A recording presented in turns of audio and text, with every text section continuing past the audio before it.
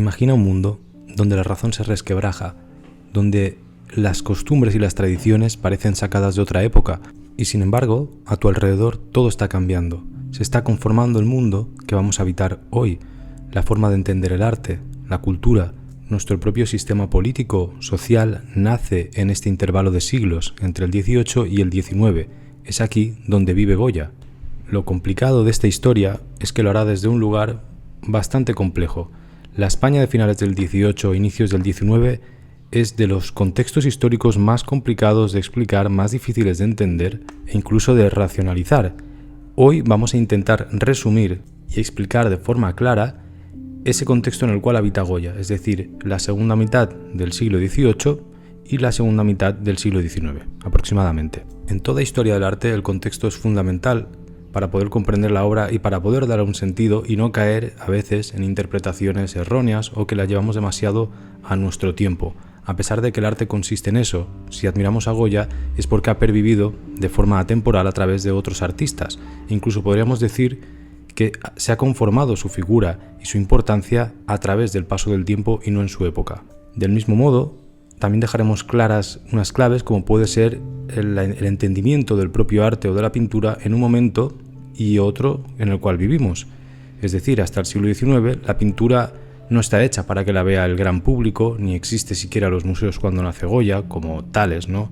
Tampoco existe la fotografía y el retrato, por ejemplo, es una funcionalidad muy prestigiosa y que permite a pintores como Goya tener una vida muy buena. De hecho, Goya es un ser complejo porque está lleno de contradicciones. Se le han atribuido muchas causas históricas, políticas, sociales en su figura a medida que ha ido pasando el tiempo.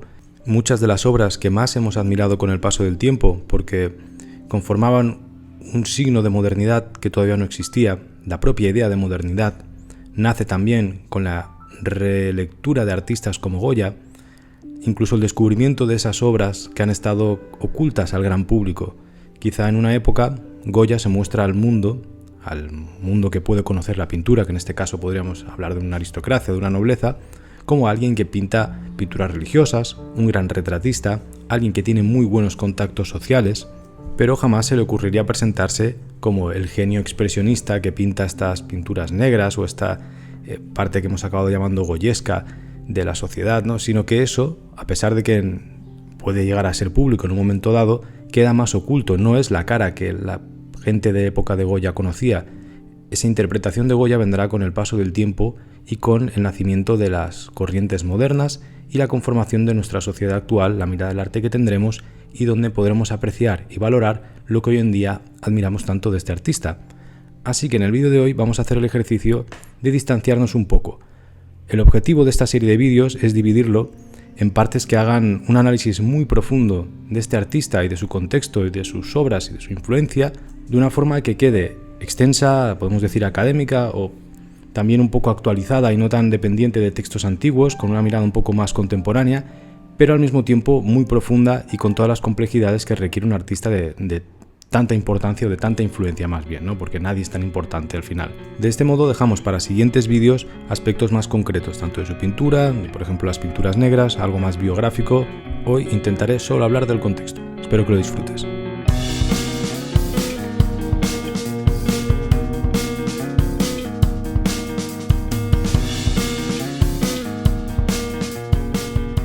Como es sabido, Goya nace en Aragón, en Fuendetodos, a pesar de que su vida también se desarrollara en un principio más bien en Zaragoza, en la capital. Nace en 1746 en una España que sigue anclada a la tradición, a la época de manera resumida medieval, tiene aspectos muy medievales, está mal conectada también tradicionalmente, lleva una resaca de ese periodo de esplendor de los siglos de oro, es un periodo un poco baldío para la historia de España. La España del siglo XVIII hay una disputa monárquica que tiene como protagonistas a los Borbones, que vienen de esa parte francesa, que de alguna manera, o entendido desde nuestra perspectiva, intentarán modernizar el país. A pesar de que las estructuras fundamentales que vienen de época medieval, como pues el claro ejemplo que también va a repercutir en Goya es la Inquisición, siguen de alguna manera intactas. Se trata de un periodo dominado por las monarquías que tienen que ver con el antiguo régimen. Es decir, el pueblo es súbdito, no es pueblo, no existe el concepto que tenemos hoy en día de política, de democracia. Eso para la gente, para el mundo en el cual Goya ha nacido, no es algo que se pueda concebir. Y eso también hay que entenderlo, porque como en todos periodos de la historia, cuando va a haber una revolución va a ser traumática. Es decir, que muchas personas van a estar de acuerdo con conservar lo que tienen como un lugar seguro, a pesar de que para nosotros pueda resultar escandaloso o pueda resultar algo irracional. Pero si tú has nacido en un antiguo régimen, das por hecho que eres súbdito de un rey y ese es tu sistema político, o por ejemplo, das mucha importancia a poder tener, el conflicto que ya se trata en Cervantes como una sátira, pues ser hijo de algo y de algo, tener ascendencia noble, el no hacer nada, no trabajar con las manos, este tipo de conceptos dominan la sociedad en un periodo y son considerados como algo normal. Por lo tanto, va a haber un conflicto entre lo que luego llamaremos modernidad o ideas ilustradas que combaten esa figura del antiguo régimen y que tienen como núcleo esa Francia de finales del 18, cuando surge la Revolución Francesa entre el 89 y el 99, y donde de alguna forma simbólicamente comienza la edad contemporánea, Tal y como sucede con otros periodos historiográficos que al final son una ficción, un relato que nosotros construimos cuando pasa el tiempo para poder organizar la historia, como pues, sucedió también relacionado con la pintura, con el Renacimiento, son periodos simbólicos que suceden desde un lugar y se van esparciendo y diversificando a través del tiempo en otros, y por una especie de dominación cultural o por una especie de imposición racional o global, acaban convirtiéndose y aplicándose en cada lugar de una civilización o de un grupo de países, etc. Lo cual no significa que porque en Francia exista esto en tal año, en todo el resto de países va a suceder lo mismo. Y España y los conflictos que va a tener es un claro ejemplo de ello, ni tampoco al mismo tiempo. Esto también es importante porque el final del antiguo régimen, la Revolución Francesa, con sus ideales, ¿no?, de libertad, de igualdad, fraternidad, una nueva manera de entender el mundo, también, ojo, no hay que idealizar, porque a nivel político es una especie de sorpaso entre una clase social y otra nueva que exige un lugar y un hueco, sí, con una mentalidad diferente, pero nace desde un poder, desde un interés que va a beneficiar a X personas y que esto ha sucedido a lo largo de la historia, no es que de repente se cambie por el amor a la fe en la humanidad. Todos estos cambios nunca vienen porque sí, también van acompañados de una revolución tecnológica que será la revolución industrial. La revolución industrial, el capitalismo, estas nuevas formas de entender y de manejar el mundo traerán consigo también consecuencias en la cultura. Ese tipo de consecuencias van a ser, ¿cómo lo podemos resumir esto de forma muy rápida? Las corrientes románticas pueden ser una consecuencia muy clara de ese nuevo mundo maquínico, organizado, sistemático, que atenta contra el humanismo que ha estado reinando hasta ese momento, contra la esencia de las personas. También nacen las filosofías y las corrientes que tienen que ver con lo mecánico. En estética también tenemos grandes revoluciones, no solo en Kant, sino en Burke, por ejemplo, con los conceptos de lo sublime, con una mirada que también tendrá consecuencias en Goya, como ya veremos más adelante en un apartado que dedicaré a la filosofía, en otro vídeo de hecho. Y en general esta revolución romántica la tienes en este canal, yo creo que muy trabajada, porque le dediqué un montón de vídeos, en una lista. Esto ampliaría muy bien el contexto de Goya, a grandes vuelos, porque hoy lo vamos a centrar en España y esas corrientes o esas influencias, esa dialéctica entre la parte cultural germana, del pensamiento germano que dominará la filosofía contemporánea versus la francesa, que hasta ese momento tenía también una especie de hegemonía o monopolio. Ese diálogo entre los dos mundos va a tener consecuencias en el resto de países y en la manera en que tenemos de ver el mundo. Y por lo tanto, no solo verlo, sino también construirlo, sobre todo en las artes y la cultura. ¿Qué pasa? Que todo esto es muy genérico, va a suceder con el paso del tiempo, con traducciones que le llegan a uno, a otro, con corrientes, con mirar al otro lado como un aspecto de modernidad e intentar trasladarlo a tu propio lugar. Esto es importante tenerlo como de fondo para entender qué está pasando alrededor de la época de Goya y sobre todo hacia el final también de su propia vida. ¿Por qué hablamos en genérico también de ese final? Porque es importante también tener en cuenta que va a ser desde dónde vamos a interpretar y a legitimar la pintura de Goya.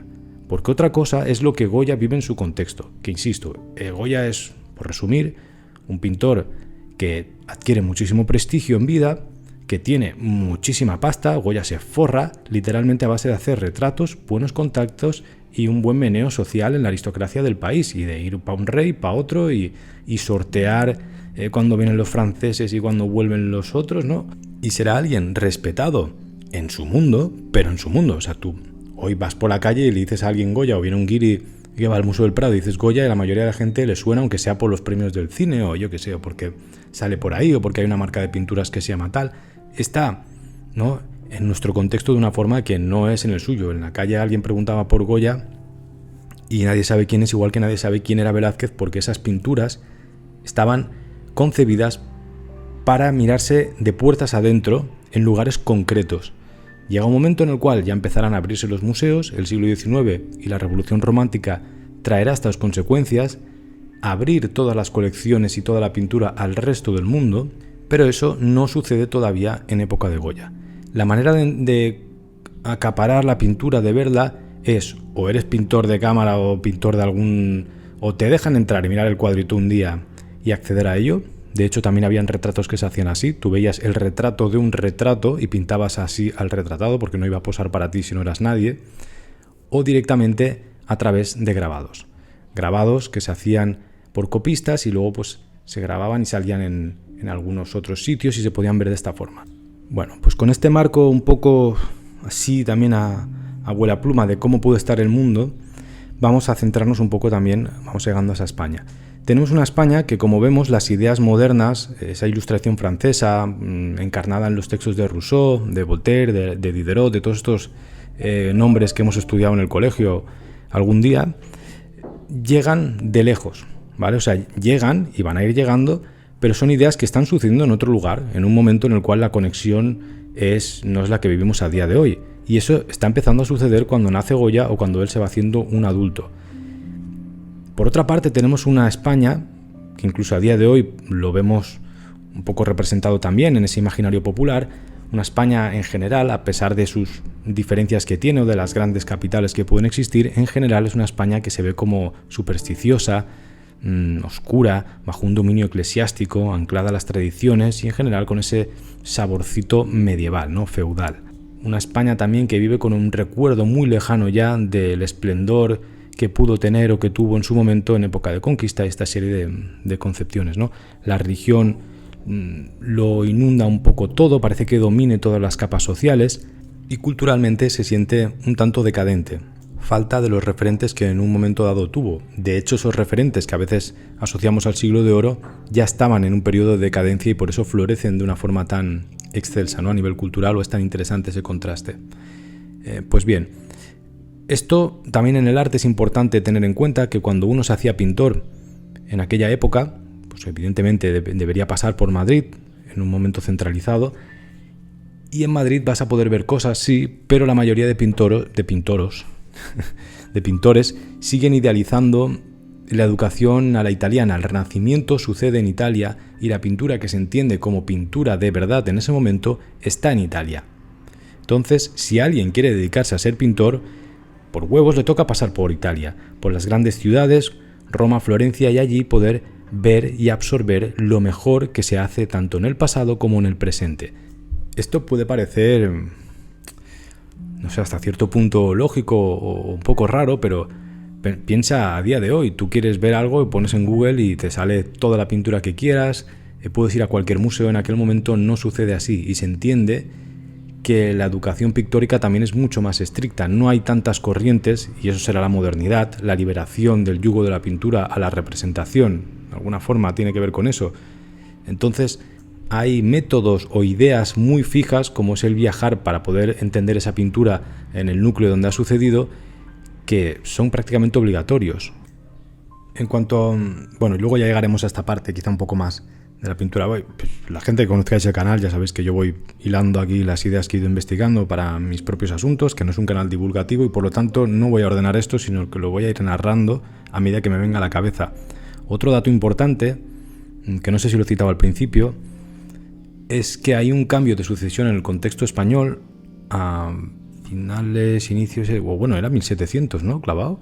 Bueno, si me equivoco estoy seguro que me vais a corregir 30 personas, así que, bueno, en 1700, o vamos a poner inicios del 18, con la muerte de Carlos II, se acaba la dinastía de los Austria, también conocida como la Casa de los Habsburgo, que habían gobernado durante los siglos XVI y XVII y habían sido protagonistas de todo ese periodo de esplendor, ¿no? del gran apogeo del Imperio Español. Carlos II, pues ya sabéis, ¿no? Que está todo feo y todo lleno de sangre podrida, no tiene hijos, no tiene descendencia y genera una crisis de sucesión. Queda en algún lugar ahí como heredero Felipe d'Anjou, que es un Borbón, y a ver, me estoy aquí medio patillando. Si la lío, por favor, que alguien vaya a comentarios y lo revise, porque estoy seguro que aquí hay unos frikis de la historia que me vais a poner a caldo como me equivoque. Pero bueno, Felipe d'Anjou queda como ahí nombrado, entonces hay un conflicto, porque al final pues la Casa de los Borbones reclama el trono, y viene la guerra de sucesión, que dura desde 1700 poco hasta el 13 por ahí, y es un conflicto que tiene una escala internacional, porque al final hay una disputa por la corona en un trono vacío, por gente y casas y dinastías que vienen de otro lugar, hasta que finalmente Felipe V es reconocido en el famoso Tratado de Utrecht como rey de España, y ahí da inicio a la dinastía borbónica. Esto es importante porque en este periodo ya calmado, ¿vale? Venimos de una guerra, de un periodo de conflictos, es donde nacerá Goya, cuando la cosa está un poquito ya más de tranquis. Así se entiende también que en este nuevo reinado tenemos un periodo absolutista total, el clásico modelo del antiguo régimen, un país absolutamente centralizado, y se inician reformas, es verdad, pero de nuevo muy centralizadas y un poco con esa corriente, esa influencia francesa o afrancesada aplicadas a un país donde el chiringuito no está montado igual. Y esto va a ser también un conflicto muy característico de la idiosincrasia española, sobre todo a nivel político. Como hemos dicho al principio, tenemos una España, insisto, esto es muy genérico, ¿vale? Porque al final a veces se convierten en clichés y si uno se pone a estudiarlo con hilo, pues no acaba de ser exactamente así. Pero tenemos un poder feudal con una fusión con lo eclesiástico y una estructura social muy desigual, muy anclada también a aspectos rurales, al campesinado, a cosas que contrastan con esa modernidad, ¿no?, entre comillas, que vendría desde otros lugares de Europa. Claro, tú intentas meter eso en este lugar y la cosa no acaba de funcionar. Ojo, no acaba de funcionar a nivel general, pero ya en reinados posteriores, como por ejemplo el de Fernando VI y Bárbara de Braganza, que coinciden de hecho con el nacimiento de Goya, pues hay un periodo de cierta estabilidad, de cierta paz, vamos a decir, y que pues tras el caos de la guerra de sucesión pues se entiende como algo tranquilo. Se fomentan las artes, se intentan hacer muchas reformas culturales, la música, hay una tímida apertura a esas ideas ilustradas que ya empiezan a acomodarse, pues que si como sale a la Real Fábrica de Tapices, esta serie de cosas que van naciendo aquí, pero claro, son reformitas en contraste con lo que está sucediendo en otros lugares de Europa, que no acaban de cuestionar de todo el poder de la Iglesia o el poder absolutista del antiguo régimen, y que también, esto es muy importante, se están aplicando desde la gran capital, las grandes capitales, si queremos decirlo con voz pequeña, pero especialmente desde Madrid, desde núcleos aristocráticos destinados a un público muy pequeño, muy encerrado en sí mismo, que no va a tener consecuencias en el resto de la sociedad o a gran escala, al menos no de momento. Y esto es muy importante, porque aquí van a hacer un contraste de una especie de vida tranquila que parece que se unta de modernidad, que las cosas van bien, que se están haciendo reformas culturales, pero que solo van a poder disfrutar, ver o incluso a veces ni siquiera apreciar, pero solo vivir unas pocas personas. Esto en Goya es muy importante, porque cuando él acceda ya en Madrid, una vez ha llegado, insisto, he dicho que explicaba el contexto y no tanto su vida, así que no se te haga raro si de repente parece que nos hayamos saltado toda su biografía. De repente Goya pinta cuando accede en esos inicios del poder, es decir, que él se introduce en las capas sociales aristocráticas y empieza a pintar, a hacer retratos, a tener encargos de gente poderosa, de familiares borbones, o de los tapices, o de, bueno, encargos que se van dando a gente joven, que gracias a ciertos amigos suyos le van dando, son encargos menores, y él se va introduciendo en ese mundo, va cogiendo contactos, etc. No olvidemos que la pintura también es política, eso no va a cambiar nunca va a dejar de cambiar. Para tener una carrera que legitime al pintor en la historia del arte es necesario tener un aspecto político de fondo que está incluido en estos aspectos que también demuestran un poco o dan fe del ámbito social. Si uno se aísla de la sociedad, por muy genio que sea, solo se podría hacer una lectura romántica del artista, ¿no? Bueno, esto ya lo hemos comentado muchas veces, es un tema muy polémico, pero no es el que tratamos hoy. El tema aquí, que me voy por las ramas, es que ese aspecto en esas pinturas iniciales de Goya, donde vemos pues personajes que se lo están pasando bien, que están en una fiestecita, que están ahí como, con el paragüitas en el campo, que van haciendo, ¿no? Hay un tono también satírico al mismo tiempo, como si Goya fuese consciente del juego de poderes que hay y en el cual hay que participar, pero que en el fondo es una farsa, porque después veremos que lo consciente que es él de la sociedad que lo rodea y cómo lo va a retratar, entrará en contraste con esta especie de Goya costumbrista de la sociedad tranquila y en paz, con bandoleros, con cositas, pero que en el fondo nos da una sensación de cierta paz, de cierta estabilidad, y al mismo tiempo hay cierto aspecto satírico, caricaturesco, que está advirtiendo que esto no es una realidad, pero que tenemos que jugar si queremos retratar este mundo desde aquí. Ya en este punto vemos una característica fundamental por lo cual Goya es tan importante y por lo cual también lo apreciamos, el contraste constante entre lo que será modernidad, reformas ilustradas, cultura tal, que vemos desde un lugar, y la realidad de la estructura social que hay debajo de esta presentación, ¿no? Una estructura profundamente arcaica, desigual, anclada a otros lugares mucho más oscuros. Tras Fernando VI vendrá Carlos III, que ya puede considerarse que es el rey que le corresponde un poquito a ese Goya ya hecho adulto, ¿no? Porque cuando justo hemos dicho que coincide el reinado de Fernando VI con su nacimiento, él crecerá en ese mundo, pero hasta que se conforma, ¿no?, como adulto y va a vivir ahí, pues le corresponde el reinado a Carlos III. Es un reinado un poquito más largo, donde también van a entrar importantes figuras políticas que tienen que ver con el rey y que al final a veces pues mandan, a veces o casi siempre mandan más o influyen más en la sociedad, Floridablanca, Jovellanos, Aranda, Campomanes, y que además tendrán alguno de estos relaciones directas con Goya. Pero bueno, esto ya sería para otro apartado. En este reinado seguimos un poco con esas características que hemos dicho y sigue habiendo una modernización del Estado, una reforma del ejército, de la economía, hay intentos de impulsar la ciencia, la educación, siempre desde Madrid, ¿vale? Se mejora el urbanismo y todo, pero siempre, insisto, desde Madrid. O sea, es decir, parece que los reyes, o en este rey en concreto que le toca a Goya, esté únicamente como si España fuese Madrid. Que por cierto, para la gente que siga el canal, uno de los motivos por los cuales estoy haciendo este vídeo es porque ahora vivo más en Madrid que en Barcelona. Y hubo una época en la cual se me encargó una serie de pinturas para el bicentenario de las pinturas negras de Goya, hice una investigación y siempre me quedó la espinita de no poder ver a Goya todo lo que quisiera, ¿no? De poder apreciarlo simplemente cuando vienes de fuera, llegas al Prado, intentas verlo todo, tienes un día, luego te olvidas, y ahora de repente he tenido el lujo de poder ir a verlo cuando me da la gana. Entonces me ha dado, ¿no?, pues la oportunidad de profundizar muchísimo más en él y también desde otra perspectiva. Bueno, esto era una anécdota personal. Carlos III también en ese periodo, estas reformas que hemos ido apuntando las intenta apretar más, se reduce el poder de la Iglesia, no se elimina ni de coña, pero sobre todo en lo artístico, en lo cultural, en las bellas artes, el tema de los jardines botánicos, la creación del observatorio astronómico,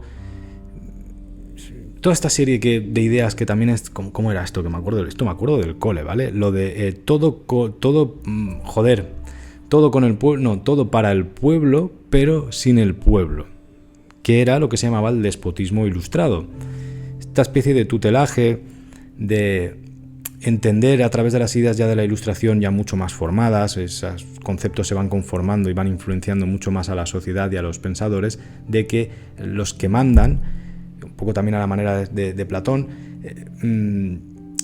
son los más formados, ¿no? Que hay cierto paternalismo de quien va a gobernar tiene que ser alguien muy formado, muy preparado, y el pueblo pues no tiene por qué estarlo, y lo que decida esta gente que está tan formada pues estará de puta madre.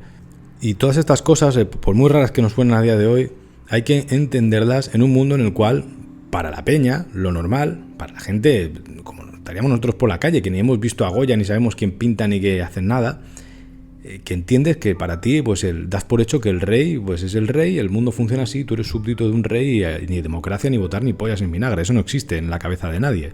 Esto también es para ubicar un poco lo raro que le puede sonar a esa gente en este momento, toda esta serie de cuestiones políticas.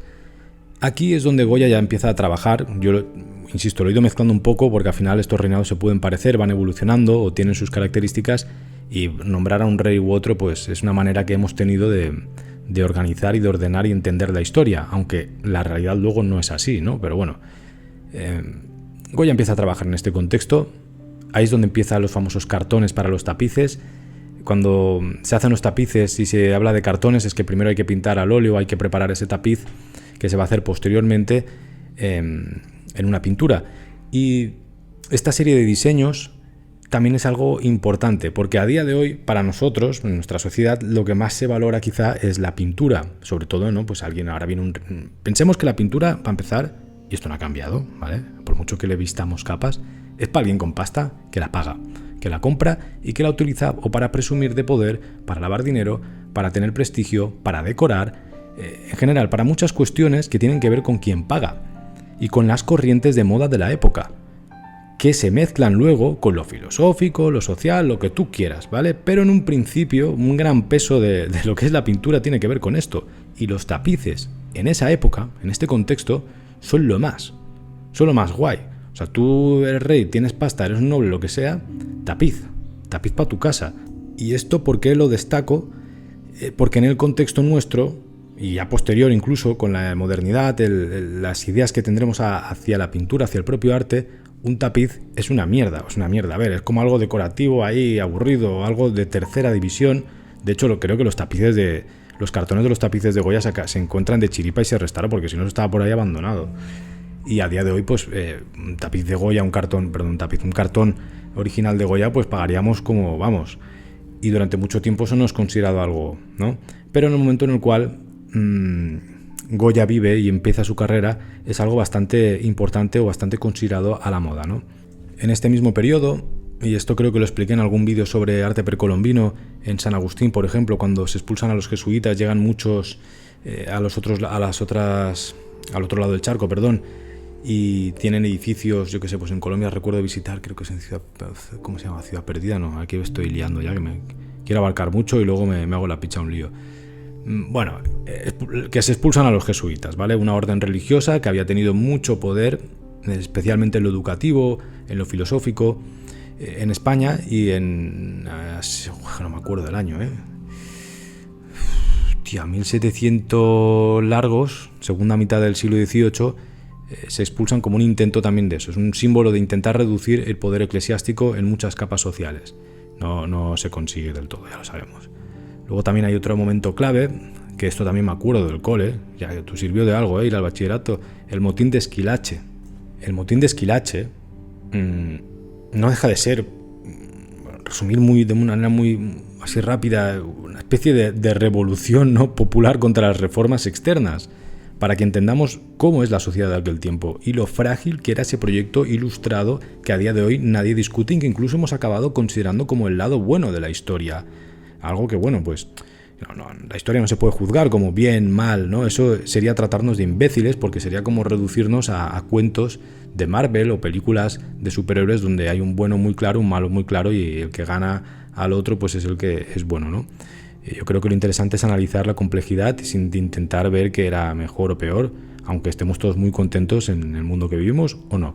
Bueno, el caso es que ahí se retrata una España ya dual, que va a durar mucho tiempo, no va a morir nunca, donde esa élite que hemos dicho que reforma tanto, vive tan desconectada del pueblo, que el pueblo, en un momento dado, se da cuenta que dice, pero esto que están construyendo allí a mí no me representa, ni me afecta, ni lo veo, sino al revés, me están cambiando el mundo que yo conozco y que a mí me daba una seguridad mental.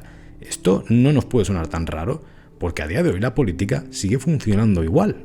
Y a nivel social y popular, así hablando de la masa de Canetti, a nivel de masa, seguimos en lo mismo. Es decir, si viene algún cambio que pueda alterar un poco lo que tú ya conoces, como la mayoría de la gente que trabaja o que es que no tiene tantas movidas en la cabeza como hablamos a veces en la cultura, sino que al final vives, lo que piensas es que yo quiero estar de tranquis, que mi hijo, mis hijos, mis hijas, todo el mundo, mi familia esté bien, que tenga salud y que todo vaya como está hasta ahora, si considero que hasta ahora estoy mínimamente bien o cómodo. Entonces, que a mí me cambien las cosas me molesta a nivel social o político, porque no quiero que se altere el orden que se ha creado en mi sociedad o en lo que yo he conocido a través de mis padres o mis antecesores. A esto le sumamos que la gente popular, que además está en una época donde no hay tanta información y que pues la peña está pues con el campo, con ideas supersticiosas, con la religión, la tradición, un pueblo empobrecido, en mayor medida analfabeto, pues al final a esta gente lo que esté pasando ahí con las ideas ilustradas se la pela, ¿no? Entonces a la que vea algo que amenaza es motivo de disputas y conflictos, ¿no? Esto se representa muy bien en el motín de Esquilache. Y por supuesto, es que como empieza a liar aquí a explicar estas movidas, al final no acabaremos nunca. Entonces esto hay que enlazarlo también con todos los acontecimientos que pueda ir contando aquí, que estén de fondo, los que me he dejado. Es que no te puedes ni imaginar lo que nos falta aquí, pero todo está tejido. No hay que entenderlo como, motín de Esquilache es tal. Esto se junta también al final con la expulsión de los jesuitas, que sucede en los mismos años, si no claro, es casi la misma época, ¿vale? Al final eso deja un vacío, un hueco, porque como hemos dicho antes tenían el poder de la educación bastante agarradito, y cuando quedan huecos siempre se rellenan así a la desesperada, con la gente más espabilada que se mete ahí, y al final hay caos, ¿no? Y esto también hay que tenerlo en cuenta. Y si nos ponemos ya a hilar finos también, es que no quería solo citarlo, pero es que es un salseo tremendo al final, porque representa muy bien todo lo que hay. Al final, el motín de Esquilache, una de las causas que mayor movilizan a la gente es que prohíben ciertas vestimentas tradicionales. Y claro, eso mezclado con el hambre, con ver cómo esta gente está viviendo e intentando cambiar todo como para ellos mismos, va a generar todo este caos, ¿no? Pero es curioso porque en el fondo uno de los detonantes que más gente van a movilizar va a ser la prohibición de ciertas vestimentas. Esto no como tal, ¿vale? De nuevo, intenta aplicarlo a tu momento y trasladar esa sensación de que cambia algo que para ti... pero si a nivel político pasa cada día, es que a veces pienso que es complicado entenderlo y uno piensa en el mundo que vive y es exactamente la misma mierda. Que te cambien unos tíos que vienen de Francia o que van de italianos o que van de tal, te cambien tu vestimenta tradicional y eso lo conjugues con tu sentimiento de pertenencia, con las desigualdades, con lo que te une, con lo que significa para ti, con tus tradiciones, con que alguien te diga lo que tienes o que no, y si eso está legitimado o consideras que se puede o no, y todo esto, ¿no? En un concepto masa también. Un concepto masa que voy dejando aquí apuntado porque va a ser clave para entender muchas obras de Goya, especialmente en las pinturas negras. Y todo esto al final tiene el mismo aspecto paternalista que vemos en muchas políticas de a día de hoy y cómo molestan a la gente, porque muchas personas no se sienten identificadas y sienten que les están educando moralmente, imponiendo sin comprender o sin atar lazos, sino que es directamente una imposición paternalista. Este sentimiento, que se puede vivir en muchas políticas en España a día de hoy todavía, mucha gente se siente así, ¿no? Donde al final la participación popular no parece que tenga una realidad tajante, ¿no? A pesar de que todo es en el nombre de la modernidad, pues molesta al pueblo. Es que te paras a pensarlo, no hay tanta diferencia. Una y otra vez volvemos al mismo lugar. Pero bueno, que me voy otra vez. Quería hacer un resumen del contexto. Se me va alargando. Es clave el periodo de Carlos III. Yo creo que ha quedado mínimamente claro para entender ciertas cosas. Luego, ya con un Goya adulto, un Goya ya maduro, pasaríamos a Carlos IV. Que Carlos IV tiene, ¿no?, junto a María Luisa de Parma, que todo el mundo la odia ya en la época, y que bueno, es el famoso retrato de la familia que se parece al rey, bueno, que ya es el arquetipo, prototipo del rey Borbón, es el típico cuadro de Goya también que hemos visto muchas veces. Y al final es muy interesante este periodo. Aquí Goya debe tener unos 40 y algo, ¿no? Le va a pillar por ahí, ya está consolidado. Y básicamente representará este periodo la decadencia absoluta, ¿no? El declive total de ese periodo en el cual Goya va a desarrollarse. Y por lo tanto empezamos a ver esta serie de contrastes, de evolución, de representación de la época, de cambios que van sucediendo. Todo se ve representado en los reinados, en la pintura, en el propio Goya, en su mundo. Goya ve desde arriba, pero también ve lo que hay abajo. Es como estar en el punto justo, en el lugar justo también para poder hablar, porque uno es artista, entonces puede representar, descifrar, traducir, interpretar y manipular todo eso que ve. No es un político y ya está, a pesar de que tenga un aspecto político aristocrático, de que se quisiera comprar los mejores bugas de la época y que tuviese muchas casas y estuviese forrado. Vive en ese mundo, pero también es capaz de ver lo otro y representarlo, sin que a esto le tengamos que atribuir aspectos éticos, morales o ponerle banderitas a Goya, sino también tratar de entenderlo como eso. ¿Por qué es tan importante? Porque nos permite ver y descifrar el mundo no solo desde los ganadores, los perdedores, el que gana la guerra, el que inscribe su nombre, la historia eclesiástica, sino que se puede ver desde alguien que es más cercano a nuestro mundo, porque esa visión que se va volviendo individual nos representa mucho más a nosotros y por eso apreciamos tanto a Goya, porque al final libera de muchas de esas capas en las cuales el arte también se enjaula, ¿no? Pues un pintor más académico quizá pinta únicamente lo que quiere ver el que paga, de una manera muy estandarizada y muy concreta, y Goya empieza a adquirir esa libertad o esa sensación de desatar los nudos, de interpretar los propios mitos a su manera, de tratar de retratar la sociedad de forma que te incluya y que tenga incluso aspectos históricos más realistas, más cercanos al periodismo, a cosas que nos aluden más a nosotros, a cómo entendemos y vemos el mundo o lo desciframos. Creo que esto queda bastante claro, ¿no?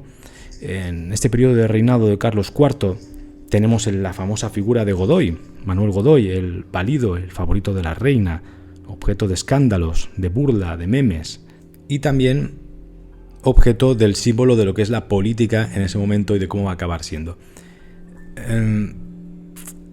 Carlos IV es un rey, ¿no? Ya caracterizado por un poco de... Al final, pues claro, el rey lo ponen, pero uno vale, otro no, otro sale más tonto, más listo, más interesado, menos. Carlos IV es la representación de ese rey que pasa de todo, ¿no? Que al final él está más por sus cacerías, que por cierto esto también lo une a Goya, porque uno de los aspectos que ya trataremos en su biografía es la capacidad de meterse en el Rovellet de Lou.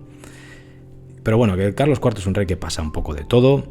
Al final, pues ahí tiene una torpeza diplomática total, una ausencia de interés, la corte está llena de escándalos, hay mucho descontento social que va aumentando, a pesar de que hemos tenido un periodo donde todo apuntaba a que podía modernizarse el país. Eso no sucede, y si se necesitaba alguien que pudiese apuntalar aquello o darle el cambio real, o un poco en paralelo a esa Revolución Francesa que sucede en esta época, pues, ¿no? Que además la Revolución Francesa cuando estalla es cuando sube al trono Carlos IV.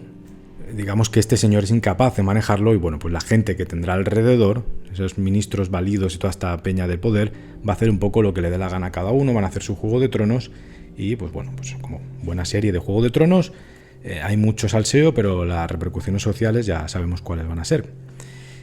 Cuando estalla la Revolución Francesa también hay que entender que desde Francia, que está muy cerca, se coge con miedo esas ideas ilustradas y ese afrancesamiento que siempre va a haber de fondo entre los intelectuales y tal de la época, pues adquiere otro matiz diferente a quizá como se veía hace unos años, porque de repente hay una consecuencia física.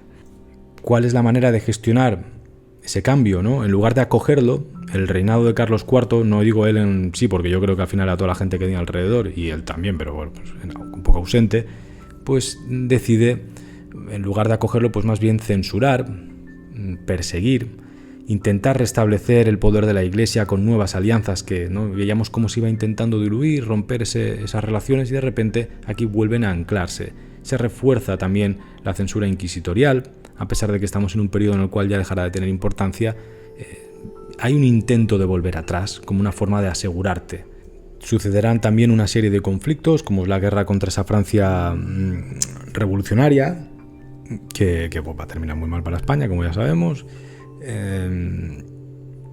También está pues alianzas forzadas. No vamos a profundizar mucho en esto porque es un poco coñazo, al final se va a volver demasiado complejo, pero bueno, hay ciertas tensiones que tienen que ver con Francia también, que van a desembocar en Trafalgar al final, que es un periodo también, es un punto traumático en ese periodo de la historia, inicios del siglo XIX, la batalla de Trafalgar, que pues, si a alguien le interesa esto, los episodios nacionales de Benito Pérez Galdós, ¿no? Pues empieza con esto. Si no recuerdo mal, esto lo tengo que decir con pinzas que luego me pegan. Pues bueno, ahí la Armada francesa, la Armada española es destruida. En el fondo esto pues es un poco lo que tenemos en el cartel, ¿no? Pero lo que está pasando en España a nivel genérico es pues que hay esas crisis internas de hambre, de desprestigio social de las élites, de una especie de sensación de falta de control, de poder, de caos, ¿no? La inflación, toda esta serie de cuestiones están afectando al país. Y aquí Goya, que ha vivido todo esto y ya es un adulto maduro, cada vez se va a volver más crítico, a pesar de que va a vivir también en connivencia con el poder que vaya viniendo. Ojo, que este señor tampoco lo vamos a poner de justiciero ni de superhéroe, porque Goya siempre intentó vivir muy bien, ¿no? Y luego, pues sí, con sus ideas, sus contradicciones y contrastes y su crítica, pero sin rechazar el dinerito. Y esto no lo estoy criticando, que me parece maravilloso. De hecho, por eso Goya también nos permite ver tantos periodos, porque al final se maneja muy bien en esas altas élites y con esos grandes cambios sin salir excesivamente perjudicado, o sin salir perjudicado directamente, diría yo. En este periodo va a coincidir con Los Caprichos, el retrato de la familia de Carlos IV, que ya vemos como no idealiza a nadie, es que el cuadro lo dice todo, o sea, no hay que decir nada, se dice todo. Uno ve esos retratados como están y se ve todo lo que hemos contado se ve reflejado. Esta es la grandeza de este pintor. Al final Goya entiende que la verdadera amenaza no va a venir ni de los franceses, ni de los liberales, sino de la estupidez humana cuando salía con el poder. Esto lo comentaba muy bien Robert Hughes, quien le ha dedicado bastantes estudios a este artista, y que al final también yo creo que retrata muy bien cómo es la obra, cómo también se ha podido adjudicar a tantas corrientes y a tantas ideas, y es que es eso, ¿no? A veces Goya es universal porque no habla de alguien en concreto, sino habla de la humanidad, de esas contradicciones humanas, de esas sombras humanas que siempre están en todos nosotros, y que cuando se alían con el concepto de masa, de poder, pues se vuelven más oscuras todavía y tienen aplicaciones y consecuencias totalmente materiales y físicas. Como hemos dicho, a nivel político, por ir cerrando un poquito todo este contexto, Goya no acaba de pertenecer de una forma clara a ninguno de estos, pero al mismo tiempo pertenece a todos. ¿Vale? Esto es importante tenerlo bastante en cuenta, a pesar de que sí, pues esa tendencia liberal, ¿no? De frecuentar tertulias ilustradas, de la razón, del fanatismo, un rechazo hacia el fanatismo que nos da cierta perspectiva de inteligencia. De hecho, la inteligencia podemos considerarla como un rasgo de ponerte en contra siempre de lo que puedes llegar a pensar o afirmar de ti mismo, de lo que tú crees, y Goya siempre nos va a tener esa contradicción constante, ese luchar contra las ideas fijas, y lo veremos muy claro cuando, a medida que pasa el tiempo, pues yo qué sé, si en un momento dado lo podemos asociar a un liberalismo, a un afrancesamiento, pues tras la Revolución Francesa ve lo que acaba pasando y el ideal ilustrado no acaba siendo un ideal perfecto que lo arreglará todo, como en algún momento él a lo mejor en su cabeza pudo llegar a pensar, sino que al revés lo puede incluso rechazar de alguna forma. Pero bueno, esto ya son otras cuestiones. Creo que hemos dejado bastante claro el contexto más o menos de Goya, donde se va a desarrollar todo. No, coño, aquí falta... Joder, yo pensaba que ya había terminado, ya no sé ni hablar ahora.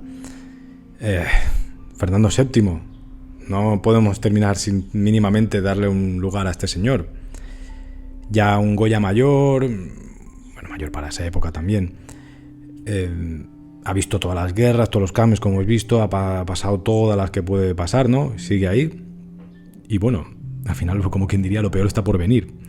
Fernando VII, hijo de Carlos IV y María Luisa de Parma, como hemos dicho antes,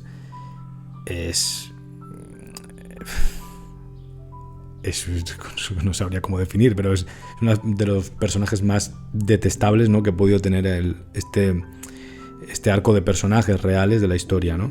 Que quizá luego lo estamos jugando así, no sé, pero bueno, da esa sensación, siempre me ha dado esa sensación cuando se han contado sus historias. Y de alguna forma representaba, era el estandarte de los sectores más antiliberales, antifranceses, era el representante de la gente más católica, y tras el motín de Aranjuez, Carlos IV abdica forzosamente en su hijo, y España ya entra en una crisis interna mientras Napoleón invade el país. Aquí tenemos esa maravillosa pintura que a mí me flipa. El otro día estuve una puta hora delante de ese cuadro Y es que no, me fascina, es de mis obras favoritas de Goya, que es el joder, tío, 3 de mayo, fusilamiento. En este periodo convulso también es cuando Napoleón mete a su hermanito, a José Bonaparte, como rey de España. Para explicar todo esto necesitaría 3 vídeos más, madre mía.